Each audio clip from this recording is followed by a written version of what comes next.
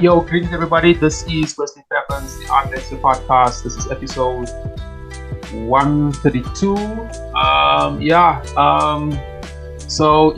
Just before we get to to all my new returning listeners, much love, man. Much love to all of that.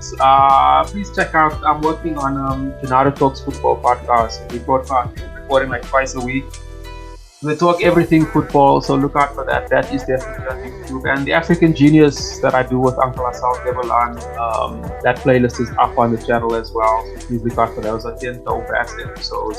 And then, of course, there's the whole bouquet of many other episodes. So if you're into art and processes and stuff like that, especially in South Africa, or South African-based artists, or at least Pan-Africanist art, this is definitely the platform for you.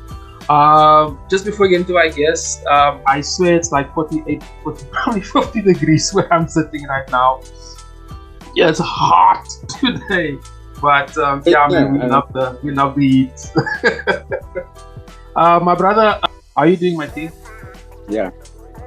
No, I'm alright, my brother. Just to give it out, my name is sorry. Khahliso Matela. Okay. Pardon about that. It's as I said, it's pretty hot here by me today. Things is good. Are you recording from Joburg now, or are you in Lesotho? No, I'm actually in Potchefstroom. In the northwest. Living there? Yeah, I'm living here now. Okay. Some of the projects that I'm doing regarding heritage preservation and the like. Yeah, for sure, and we'll get to. And now you are through. Yeah. That's why I turned off the video. Yeah, so I don't know. Man. So before we get into just give us like I always ask like a brief about like who you are, what type of work you do, and that type of thing. Just like just a few one-liners, just to give us some perspective, and then we'll take everything from there. All right. Yeah. As you had mentioned, my name is Paul Khahliso Matela Zisiwe. I'm an artist, and I use a variety of artistic tools to be storytelling and to interrogate a variety of social issues. And as I just mentioned now, to also use any possible artistic tool that I can get my hand on and to preserve some old heritage while archiving some newer heritage, which will be archives of the future. Man, that's interesting. It's interesting how you put it. It's actually very interesting how artists sort of describe themselves. It's never really like how I guess in marketing everything is always boxed off and it always has very specific labels. Yeah. What my experience is, 99% of the guys don't subscribe to any of that really. It's just like on our websites or social media, you'll have like all these very specific things for monetary purposes, of course. Yeah, but primarily I work in documentary filmmaking. And as a documentary filmmaker, I also ended up branching it to what I call video poems. And the general term would have been video art, which I'm very interested in. Yeah, dealing with some abstractions of the reality that we seemingly see and hear every day, but just twisting it into other forms that even question our own perspectives, So as a documentary filmmaker, it also speaks to my writing as a researcher and a poet and a short story writer, because in essence, when I'm writing, be it a poem or short story, I'm documenting events which are there within my immediate reality. And yes, my writing might seem a bit too individualistic, but perhaps that is because I'm telling everything from the vantage point of Khahliso Matela, as opposed to like speaking for a community or a variety of other perspectives. And I'm not saying that my writing does. No, continue. Yeah, I'm not saying that my writing doesn't speak of community or to community. As a matter of fact, my literary work is based on community. and the observations that I make among the townships that I live in and the cities that I live in. So all of that, even though it speaks to community, still told from the perspective of this little mind with its own, ideas, with its own true set of eyes, and yeah. Perspectives, yeah, influences, yeah, man. So that's that's very cool, my brother. Thanks, man. And let's jump into it, man. Or rather, let's get into the work. So I was checking out your blog in the Rational Diary. Firstly, just tell us the name. Why did you choose an irrational diary? It sounds rational. Yeah, and it is quite irrational. If you look at it, it's not necessarily in the classical, it's not written in the classical sense like of a diary or as entries per day, but there were parts of it which are sort of like written like that. Actually, it started off as a diary of space given. It was back in 2011 when I started this whole idea of putting my writing on the net. And actually that came about due to, let's blatantly put it, I couldn't find publishers for whatever I was writing. You would send something to that Yeah. publishing house and blah, blah. But one friend suggested to me that, hey man, I can't publish your stuff. My publication house is like also folding. So my only suggestion is just blog. Just blog. Put all your writing on this. Let it be your book type thing. So I So started that blog and just started writing whatever I, sort of interacted with.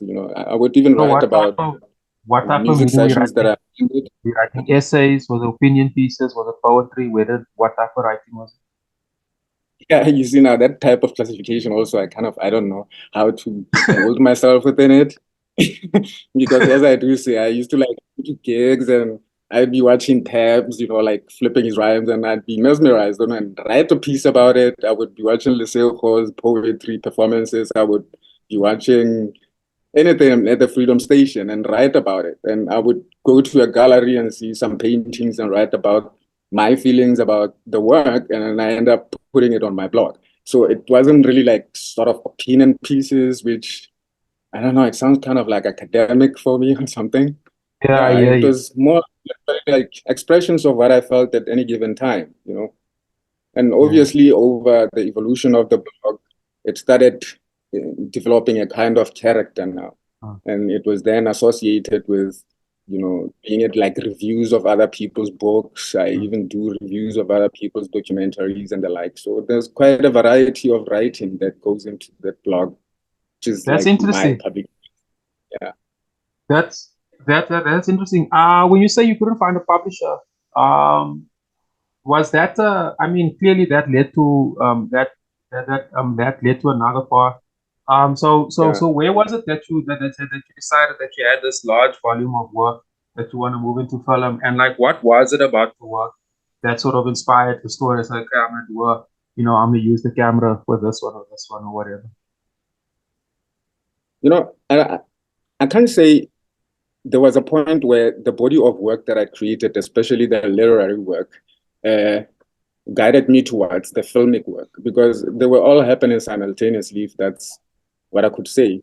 Uh, I've been shooting documentaries since like I dropped out of drama school.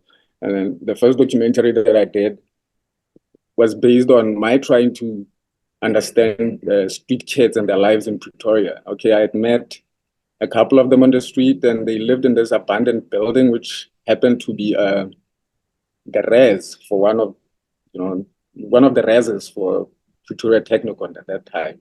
It was called Tempo. I don't know what's it called now. So I ended up befriending these kids, and I wasn't intending to write a journalistic piece about their life on the streets, blah blah blah. I wasn't even thinking of writing a story about these kids which I met on the street. So I literally took the camera that I had and just followed them around for a period of a year.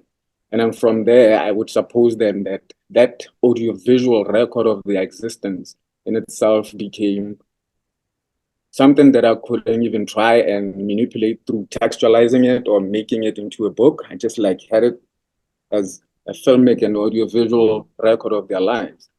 And I've never even tried to write about that experience for be it a literary piece or whatnot. As I do say right now, I'm doing some documentaries here in Potchefstroom about, okay, my concern also is about the erasure of Black presences within these museums and these heritage sites. I mean, there seems to be like a concerted erasure, as though we didn't have photographs of our old folk in 1902. But you walk into a museum, you do not find such. And they are quite scarce. And well, there are select museums which have contributed towards bringing forth that sort of forgotten heritage into the present museums. And some of the museum curators are trying to, like literally invite the Black experience within museums and literally start to depict it. And that's where I started to use my documentary filmmaking to document the history of these various heritage sites without necessarily writing a historical journal about the history of the heritage sites itself, but speaking to historians and getting their perspectives, from the contemporary perspective, about those museums, those concentration camps, memorials, about what is represented in your Tosha's House Museum, and questioning things like, why isn't there Josie Mbama House Museum in Potchefstroom, using then my documentary filmmaking and research skills towards pushing for heritage preservation. That's interesting, man. The whole conflict behind, and I'm calling it conflict because most museums are sort of out of touch with the average South African. They don't get nearly as much traffic in and into the museum, and they have all these large. There's all this abundance of history, archives, etc., etc. So let's just focus on that point for now before we get like deep into your work. Let me just give you my point of view. I've got some. I've been through my. I work primarily as a visual artist, or I used to. I don't really paint that much anymore, but that's another story. And I used to love work, and I still do, by the way. My brother, my story is complicated, man. COVID changed everything, and I pivoted to podcasting, and I'm actually developing an app. I just got, and it sort of ties into to what I want to say, because and then firstly, thank you, thank you for the Good, man. From way back in Newtown days, yeah. It's been a while, yeah. Actually, and that's actually what I want to make a point about that, and that's also why I want to talk to more filmmakers and people who work in film primarily, is that most of these museums, as I said, was sort of out of touch with the average South African. But here we have this new technological age. We now have 5G and they're developing 6G. We have virtual rooms. We have this entire not just a platform, this entire dimension, which is sort of, I feel, very untapped in. And I feel a lot of museums are not really tech savvy. They're not, and then they're not using it, because that's how you get hold of young people, is to pull them into the thing, is through a device. And one of the mediums for that is film, like is video. It's accessible, it's quick, and there's also various ways of manipulating it, chopping it up, editing it, blah blah blah, to make it accessible and make it, understand, quick, faster, and so forth and so forth. And I sort of want to talk about your role in terms of that. So I just want to reference that film, that video I was watching earlier, with I think it's in Klerksdorp, with that museum there, and the lady says that, like, they get X amount of school kids in, and they're sort of looking to develop a sort of a mobile unit type of thing where they can reach out. I mean, I hear what she's saying, but I think it's very primitive, man. I think like a mobile unit, I don't see how young kids, if you go to any township and you just put that up, I don't see them interacting with that. In fact, they might, like, what is this? And I still see all these old ass. So what's your opinion about that, man? And then we can talk about how you're using your film to sort of, to break that wall. Yes, and I like the way you say break that wall, because I'm very aware that our young Black brothers and sisters are not inclined towards even a library in the middle of the road in a VW combi. People don't go there to like hire out books. Now you're gonna try and bring slides and, let's say, pull up banners of history, and then you would suppose that, yeah, I understand what you're talking about, the primitive nature of that suggestion. But at the same time, I'm not agreeing with her. There are many other innovative ways that can be used, as you do say. Much of the young generation are mobile and they are on apps and on the internet.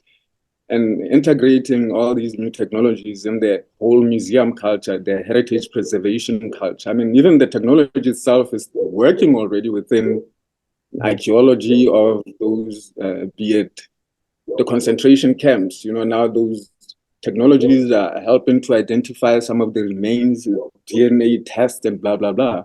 But media can break that wall where our people can now start to literally see as they are watching a TikTok, but through your TikTok channel, have that virtual gallery that you are talking about, having the actual museum, the house being filmed and then constructed into a virtual museum as opposed to literally a mobile one in a truck, because that would be quite logistically a nightmare. Yeah. You can't be transporting some of these artifacts. Some of them are frail. Some of them are, although those experiments, I must admit, my brother, we did when I used to work at the Film Resource Unit.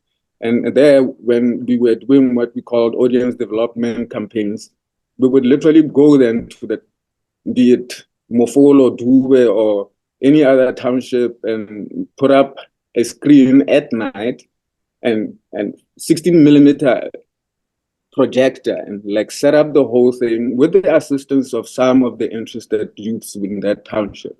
So in essence, we were also now inculcating a culture of them realizing that they can be part of preserving this filmic heritage, and also teaching them the vulnerabilities of this heritage. You see, now the closer you can get them into museums, for instance, it'll be a step closer towards getting them to stop vandalizing these museums, because there is going to be a point.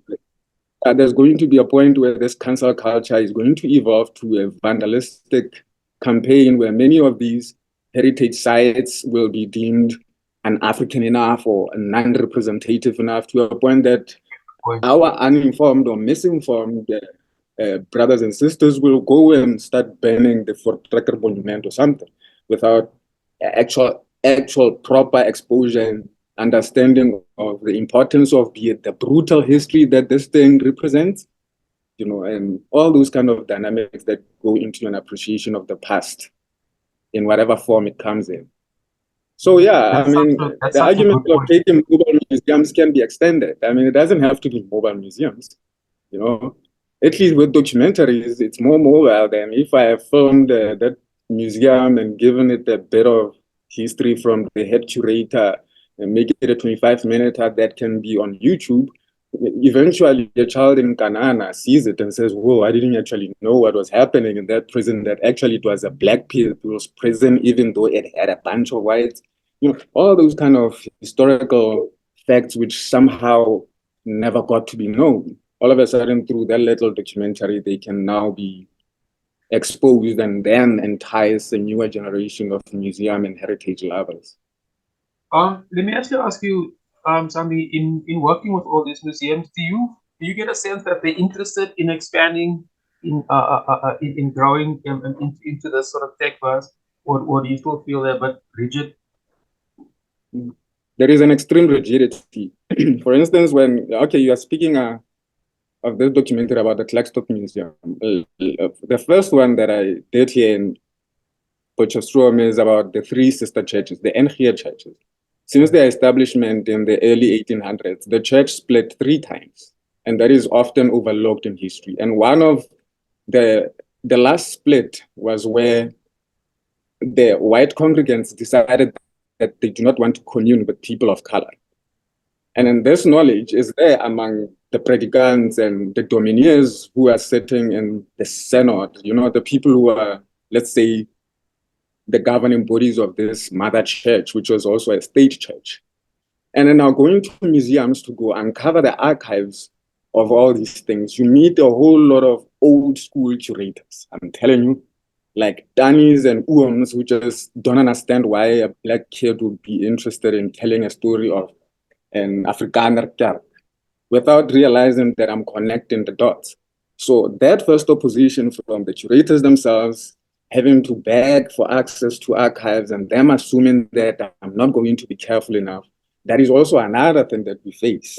Let alone now having to tell that old curator person with his own antiquated ideas about preserving only certain history, telling them to digitize the archive. It becomes a spectacle. Like, for instance, now they've started the drive towards convincing the municipality to buy the scanner. They're talking millions and millions, and they're trying to raise funds here in Potchefstroom in order to start digitizing the archives. But it takes like 3 years of just suggesting the thing before somebody else comes 3 years later and says, "Oh man, that was a good idea."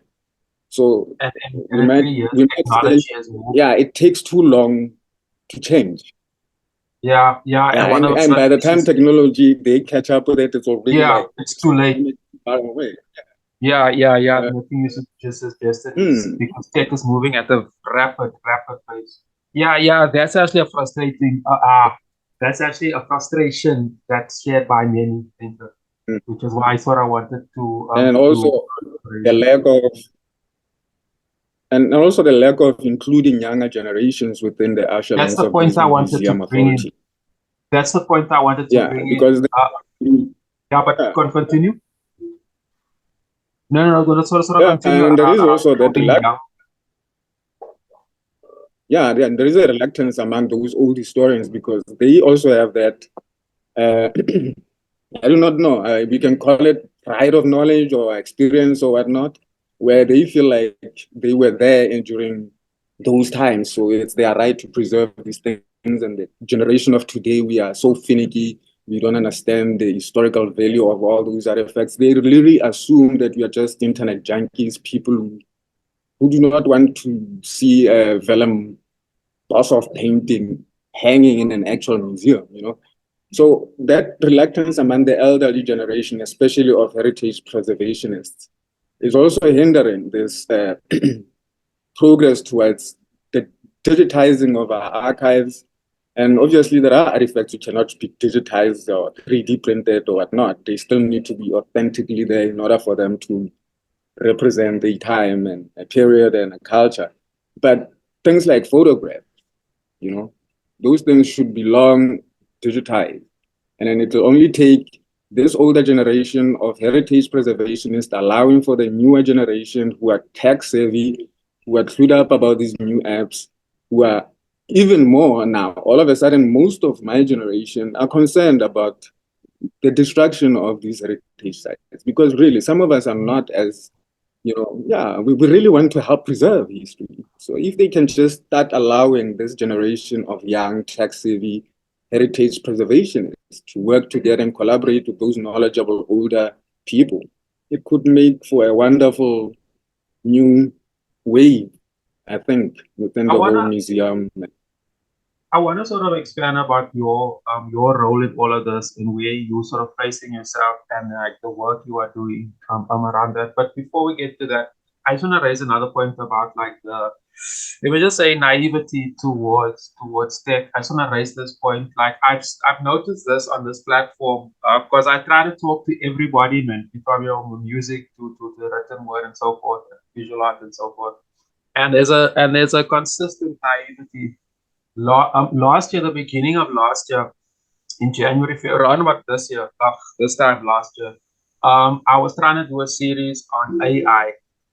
That's when ChatGPT got launched, and also sort of to educate myself about ChatGPT. And I was going out asking people, what's your opinion?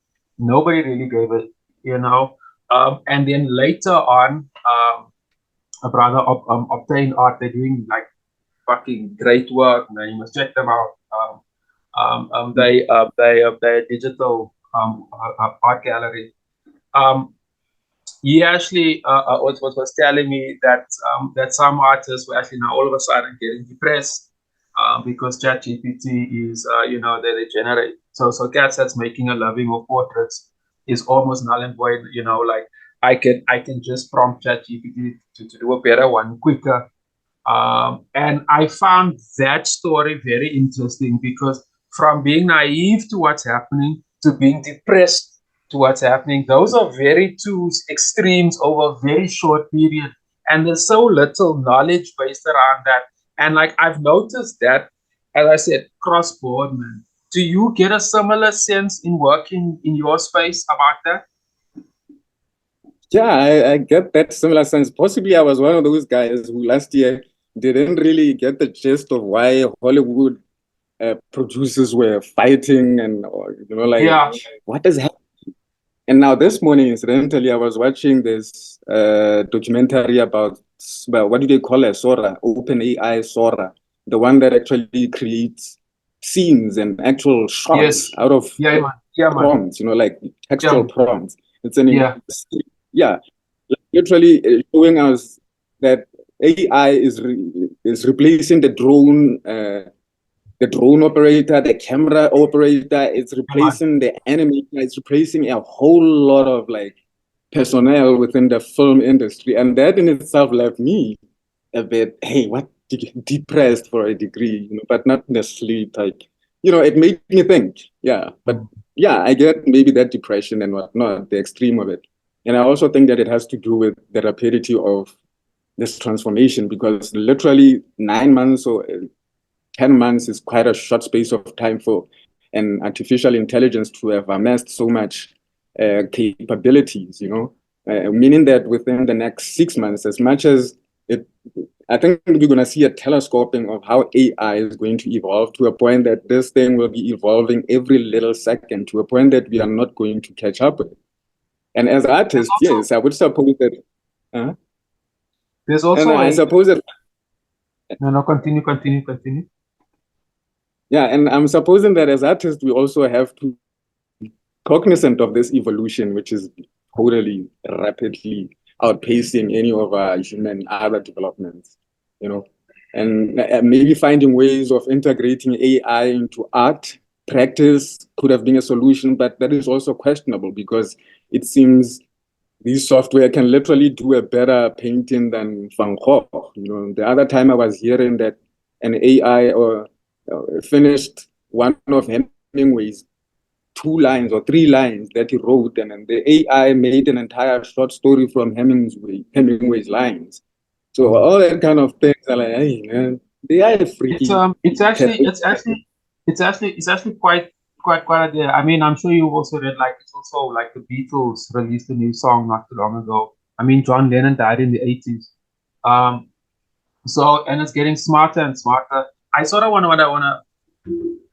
to end off this point with this is that I just feel that there's a real need for to educate or to share knowledge to other artists about capabilities because as much as I do think that it's limiting us, or at least for now, and it might cut off certain markets, I do think there's also opening up other markets. And I want to just give a quick example about portraits. If you prompt AI to do a bunch of portraits, that shit will get redundant very quickly, almost like memes. You can't, and AI works of what you give it. So if you, so it's a really interesting. It's almost a partnership. It's almost a relationship with AI. What are you prompting it versus what are you keeping? And I do think that the authentic human creativity you can't. Maybe maybe to the end of the year, maybe 2 years, maybe they'll get maybe 6G, but at least for now, I don't think you can fabricate that. And I do think that there's value. Another example, like with records versus streaming. I mean, records is much more valuable. Art is actually printing more records now than they have, let's say, 15 years ago or so forth, because there's this human nature that people crave for, No, and AI true. can't replicate that. That's just an interesting point, and it's very interesting to hear what you. I sort of want to expand on your role in all of this now, and your different filmmaking, and maybe talk about some of the processes. But before we get there, the session is actually running out now. So what I do is I'll just send you another link, and then we can talk about your your role in all of this. You're right with that? Industry that is.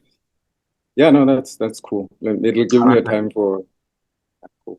Please. All right. Do you need like 5 minutes or something?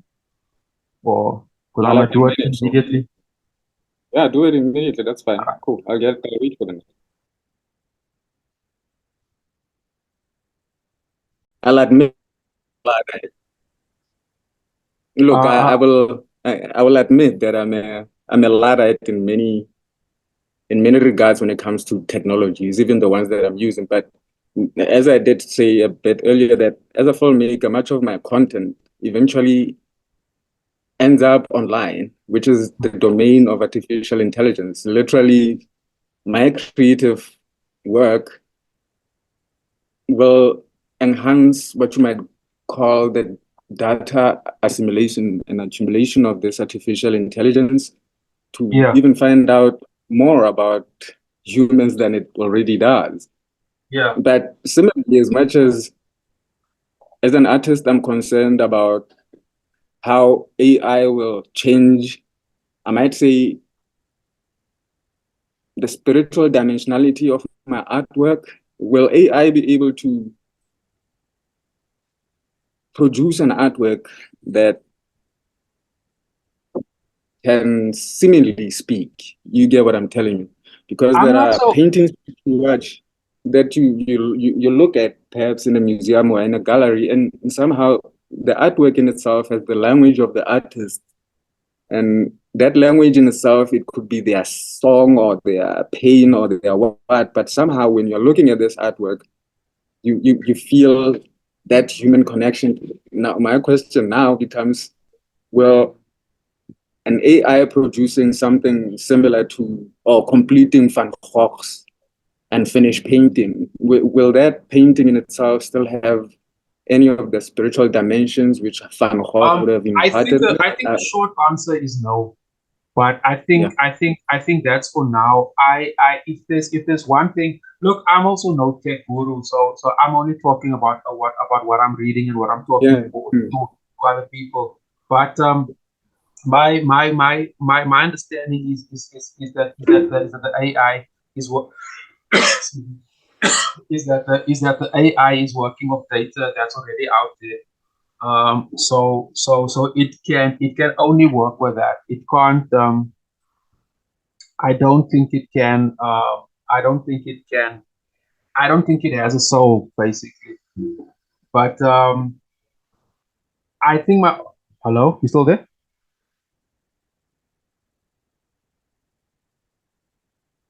I hadn't seen it, and it produced that entire beachfront.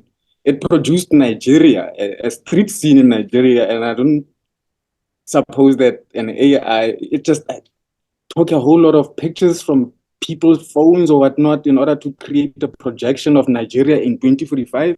I mean, that is like hectic to just think about, you know. But yes, I do understand that this artificial interfaces can assist in the distribution and the proliferation of whatever artistic products we come up with. I mean, you are making a very good example earlier about museums. When I was doing the quarantine residency during COVID, which eventually got exhibited in Shanghai, the actual curators of the residency, they took all our artwork and created a digital gallery online where we could all just go and Yeah, interact as artists from yeah. various places. And even audiences themselves could come into that space, which was like mind blowing for me as an artist who hasn't actually experienced such a thing. I mean, I see it happening and taking our art very far to a point. If we have some kind of a tech hub in the township, then literally you would have whatever artistic content, whatever museum there is in South Africa, in that tech hub of a high school, and they can interact with those museums on a virtual plane of sorts. And that I see helping, for instance, the cultural industry, you know, the heritage industry, the people who are still trying to entice this newer generation into, you know, an appreciation of the past and the artifacts that prove our evolution as a species. Yeah, man. Just to answer, like, yeah, I think it's a double-edged sword. I think the best thing for us to do now to understand it is to understand and to get as much information and to follow. And at least that's what I'm doing. I'm and I'm engaging with as many artists as I can, getting their viewpoints. especially like how they want to use it. I'm very interested in how artists want to collaborate with it, as opposed to the fear. I'm kind of don't try to focus on the taking my job, because the truth is that my job was always at risk. Like as an artist, it's always at risk. It's nothing new I to know, me. yeah. So I know I how reckon you, the last 20 yeah, years prepared me for this. You, yeah, I I, get you. I'm not. I don't know about that fear. So in terms of the collaborating, the point you are raising, and then that's something I'm personally also working on, is that virtual gallery. I think there's a hell of a big future there. I think that'll Mm. also take um some of the power away from art galleries, because they regulate. They are too rigid and too Yeah, rigid, yeah. and it's such a closed society. And I'm very critical about that. And I think this thing opens it And up. also, you know what's the most concerning thing? I'm sorry, just to maybe just Go for before it. we close, you're talking about how galleries are these insulated spaces. We're talking about how galleries are these insulated spaces with Yeah, like totally rigid structures and yeah. corporate uh, interests, which just go beyond the artists themselves. Yes, the AI, the artificial space might liberate us from the politics of the gallery owner and the blah, blah, blah. But still, my concern becomes, once this gallery is online, is it still the artist who do, or is it like now another software's gallery? That's a good point. That's a good point. That's something personally we And on developed. which Um, software and what algorithms constructed that let software? me Did it use let black me explain it artists to or you like not? this. Let me explain to you. Well, I clearly can't comment on everybody else. I'm just gonna comment on what we're building. Is that the Yes, app that, the recordings of, oh, the one is that that you, better? yeah, that's better. Is the sound better? Okay. Yeah, So so totally. so what we trying to build is exactly that. Is a platform where where artists put up their work. It'll eventually be put up in a virtual gallery, but the artist gets to manage it. So the artist gets to interact. They get prompted if there's, let's just say there's a client, there's people who want to know about the work. The artist themselves, there's an app on your phone that you'll be able to access directly, and you'll be able to talk. Whether AI will be able to do that for you, possibly, Mm-hmm. but I'm like, let's rather build, or rather let's rather start with just building that platform, getting artists to sort of manage it, and getting the artists to understand how to, or how to collaborate with the AI, and then we can sort of work with that information. I Yeah. I'm trying not to I'm trying to look as far as a technology that we have available in South Africa today, I mean, like we have load shedding, and I mean that thing knocks out cell towers, and there's all these glitches and so forth and so forth. So we have a uniquely different situation in South Africa, as we do in parts, as we do in Zim, versus Yeah. Texas, or even the UK. So so Mm. so so I think it's a there's not a straight answer. There's not a very straight answer. But I think like these type of conversations is important, so we can share information and we can see what we can, how we can Yeah. collaborate. Because I think the only way forward is to And then collaborate with also this AI. conversation,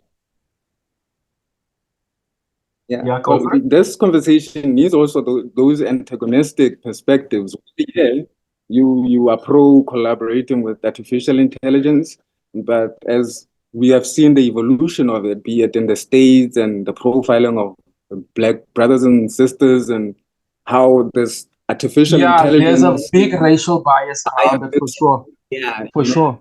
how will we then create these algorithms, these utilize those algorithms and those That's AI why that's software, why that's why I'm be trying to collaborate non-biased more with on. developers than with other artists. I guess on my personal side, the art industry frustrated me. Yeah, it just frustrated me, and I know I'm not alone there. I know I'm not alone. Yeah. But Huh. I'm trying to collaborate more with more developers. They are the guys that can give us answers like that. and Yeah. that's the relationships. And that I think is also, we're dealing in the ethics of AI. We should also be involved in this conversation because That's a very good point. That's a very good point. I think I read an article once where somebody prompted the AI to give positive images of black people, and it couldn't, or it gave some stupid, some really abstract. stereotypes. So like shit, man. I must get my facts in. Just for my listeners, don't quote me on this because my brain was scattered right now. But I Yeah, know it a was little sound of somebody ours is a bit. somebody prompted it to yeah, but basically it's I don't think it could give a black doctor or a black Yeah. anyway Black something that will associate with Caucasian people that will be you can yeah. find an image like that so it was along those lines, but I mean you can look at it even further. These AI bots also playing a big hand in TikTok and the type of Yeah. videos that you're getting there. And I know YouTube, all these platforms are busy implementing it. And yes, there's a racial bias in around it. That's why I'm saying is that we as creators should collaborate more with these developers. And these developers are kids, man. These are young fellas that Yeah. still And they are not aware of such a moral, I don't know, boundaries or whatnot. We might just call them. Some of these young ones, they are even worse, perhaps, than their white supremacist designers who were busy probably. programming these computers back in the 80s. Now, these kids have got their own diluted ideas already of what this, what that, what this. And then when they come in, they should have like some kind of moral and ethical grounding, which can only come from possibly people who are dealing in issues of ethics within this whole AI space. People who will actually start explaining to these young developers of these apps concepts of a soul. All of a sudden, do you remember that movie Ghost in the Machine that we all liked? That back in the days, yeah, the anime, yeah, the Ghost in the Machine, which is like the machine that has the soul. Concepts like those. Now we need a generation that will be delving into such philosophical concepts while developing apps, which are going to augment, be it our art, our entire lives, without, I don't know, making us look No, like I agree, and that's why I'm personally from personhood I'm involving myself in that. I don't think there's a future for artists to work like we used to via a publishing house, via gallery, via music. I think that is, and I think they know it as well. To be honest, that's why they're becoming even more close. And it's time to move on, man. And I think if we don't make that move today, tomorrow might be too late. I'm sure you get what I'm saying, and that's why I'm fascinated in talking to others about that and sort of unpacking it bit by bit. Because like with what the long term with Gallery 360 Africa, and that's my company, and that's the app we working on, is that I feel that like what Spotify did to music is unbelievable. Spotify created a platform where artists now adapt to Spotify. Usually it was, well, not usually, the record company always had a form of power, but but Spotify changed how artists conceptualize a song. I mean, albums are shorter, they are punchier, music is louder. There's all these small technical things which I'm fascinated. I mean, I don't necessarily like the music. In fact, I don't. I think it's formulated, but that's not the point. The point is that these platforms are changing the game, and we're not going back. yeah. So for us still to think that the art galleries are salvation is naive, and I think that game is long over. So in your case with the museums, I understand that rigid structure, and I always think that part of this rigid structure is because these guys are holding on to money because they know if they must let go or put somebody else in, maybe their bottom line gets. I get you. Yeah, so so so yeah. this is a weird space. I literally still only have questions, man. I don't have any answers for the way forward, especially within the cultural art industry.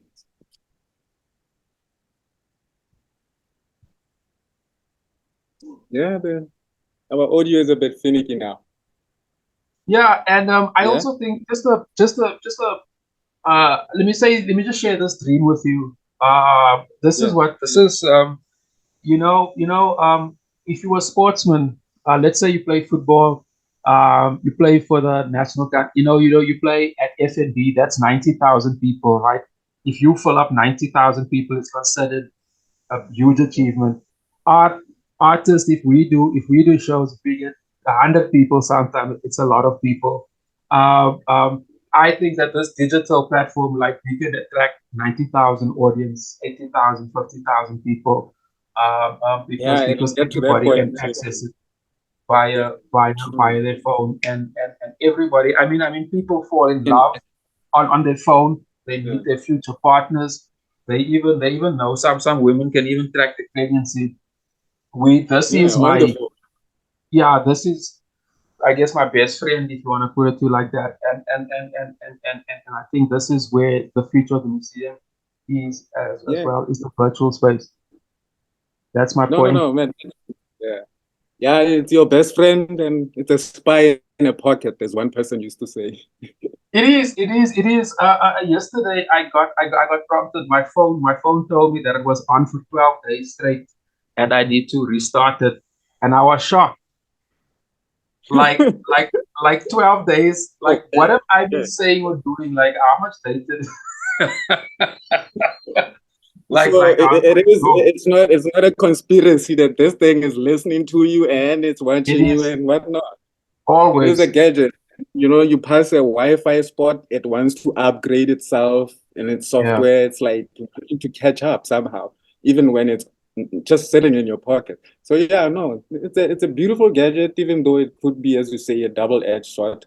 And I do think that if people such as yourself with specific moral intentions and whatever developers that you're working with who can like intervene within this, I don't know, we already gone too far with artificial intelligence, which could literally be called racist, you know.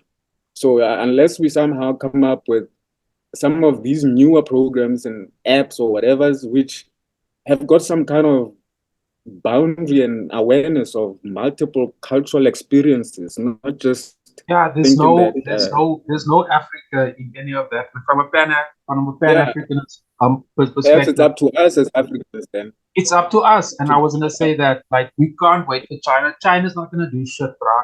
And you know that yes, Silicon yeah, Valley don't care. I don't So care. so Yeah.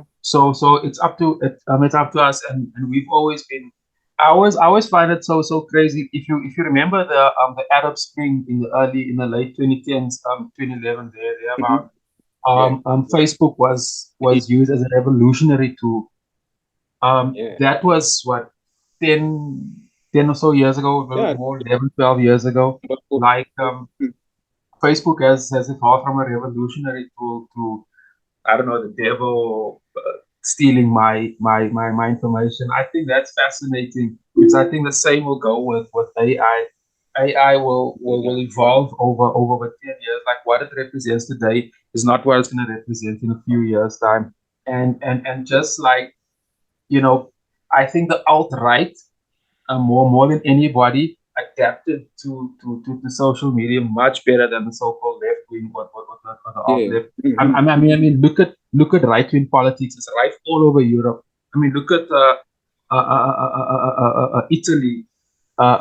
Shit, man. The US, all over Turkey, like Indonesia. There's right wing governments all over, and they're using social media to tap into that. Yeah.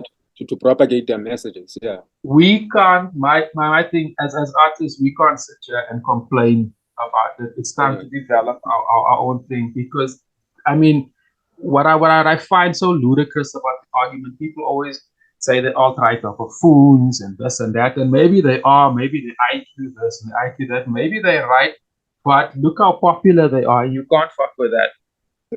I mean, you can't fuck with that, and they're using technology, and, like, for example, I mean, we can go on. I can list multiple examples, Yeah. but You can list the whole of them. Like I also see them, like my kids, they've got TikTok and there's like celebrities on that thing. They reach billions of all of us with their 30-second clips and they've got like followers everywhere. I mean, I those get you things what you're have saying. those Yeah. things have All power. my And concern is let's all keep it.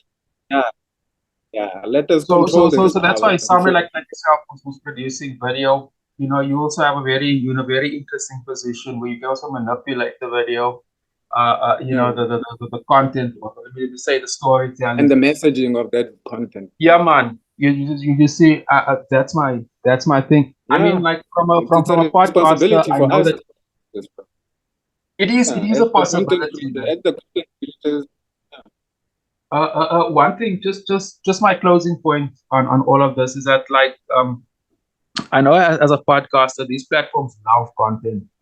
Like they actually, I think, design in a way that makes it very, very easy for you to constantly putting up content. I think they are well, these developers are well aware of, like, what we're feeding them and the encouragement to feeding them. So I think we must be conscious of what and how do how we trying to control and build our own platforms and so forth. Because we can't have, like, museums, I guess, become just like a relic of the past, like 20 years from now and say, oh, shit, remember museum, sort of like I think it's our generation to change. But I'm sounding preachy here, and I don't like to preach. Um, no, I'm digging so it because like it seems like you're at your element in this conversation. But true that's that, I my mean, like a podcast. I like the idea, for instance, of you having this podcast. I mean, this is like a genius idea. How many of our artists would have not have had an opportunity of telling their own stories as opposed to always having your story vicariously told by some critic or some reviewer of your work in a gallery? Here you can bring artists who can come and elucidate about some of their most internalized concepts that drive their own artistic practices. A podcast that's is the a idea. thing for that. I mean, obviously, possibly you will start expand and then you can actually invite people into this podcast. But even now, it's doing a great job for the South African and other Thank African artists. So keep it up. So it's a thank brilliant you. concept, and yeah, I appreciate oh, it, man. I appreciate it. word, Mike. Yes, sir. Let's wrap up with that. Just for my listeners, can you tell us, like, where can they get hold of any of your work, social media handles, that type of thing? Oh, yeah. I don't have a lot of social media, mainly on Facebook. And even there, I had to like cancel another account. So people might try to look for me and not find me. But Khahliso Matela, I'm not sure whether your podcast has got like a Facebook page Yeah, it or does. not. And then I do. possibly I could just forward you all that detail to I do. possibly put on your Facebook group. My blog is an irrational diary. It's like http colon forward slash an irrational diary.blogspot.com. So I will also just like put it through to you so you can share it with everybody. Yeah, man. Otherwise, my YouTube channel is positive. I'll put all Yeah. excuse me, I'll put all that information in the description. Yeah, in the edit. Yeah. I'll put all that information in the video. No, cool. And No just sort of sweat, in man. closing, my brother, is there any sort of I know you're working with the museum now, but is there any project you were talking about, a show that you did with a bunch of guys in Shanghai during COVID? Is there any exhibition, any body work that people can check out No, that's coming up soon? Any film, something like that? well, not any of the video art yet, because I'm still trying to negotiate with the variety of galleries, especially here in the Northwest, to start having like, video art exhibitions. So literally, in order for me to have my artwork go into a gallery, I must start that project from scratch myself in order for even the museum or even the galleries to start seeing the importance of it. So I'm in the process of trying to get some of my video art, which has been exhibited around the world, at one place where people can like maybe have a walkthrough for a period of a month. Yeah, if it does happen, it will happen. And I will Oh, also inform everybody once it is yeah, happening. man. And Yeah, man. yeah, otherwise, Uh, you just keep writing. We keep writing, man. yeah, Words are the most, yeah, and the yeah. most easiest to come up with. It is, and it's the most pure form of. I'm a big fan of writing.